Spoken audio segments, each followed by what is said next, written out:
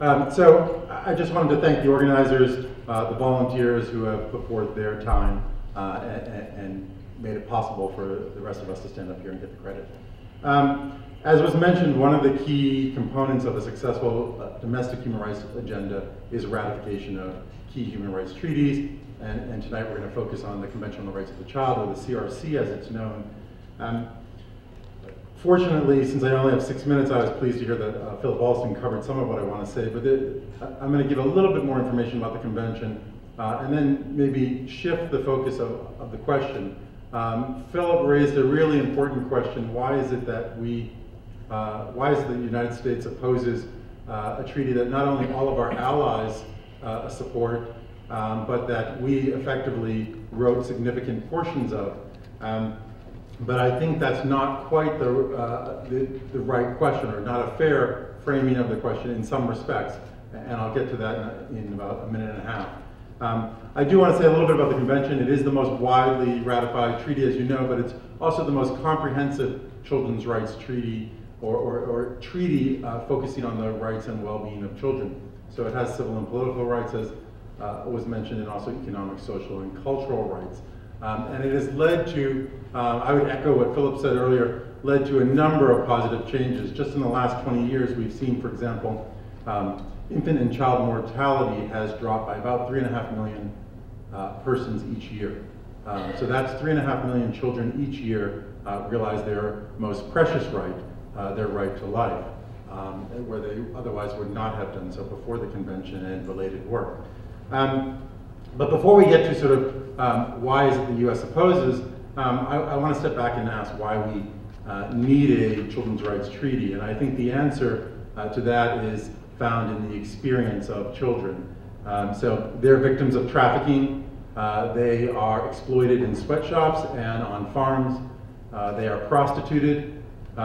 Children are denied access to health care. They're denied the resources they need to complete their education and develop to their fullest potential.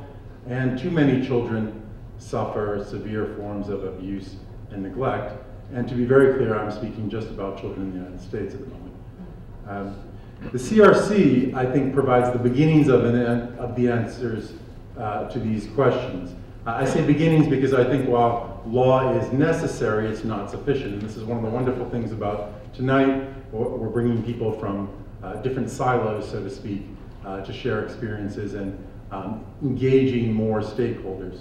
But I do think the CRC has a direct response to all of the issues that I just mentioned, and I want to just briefly mention what are known as the 4 foundational principles of the CRC. So the first is the principle of non-discrimination. That is, the rights contained in this treaty must be ensured to all children equally, without discrimination of any kind.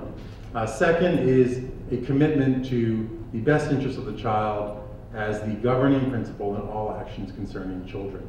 If this is sounding familiar, it should, because this is largely the basis of a lot of US law. Third is that each child has the right to life, survival, and development. And finally, fourth is respect for the views of the child, recognizing that recognizing the evolving capacities of the child. The 6-year-old obviously will be engaged differently from the 16-year-old. So I think if I had more than 1.5 minutes left, or however many I had, 2. Oh, good. Now I can slow down. So if I had more than 2 minutes, we could go through the entire convention. And I think what we'd find is, while it's not perfect, it does provide important protections for children. But I do want to get back to this framing of the question, because I think that's important. We often hear that the question is, why does the U.S. oppose this treaty?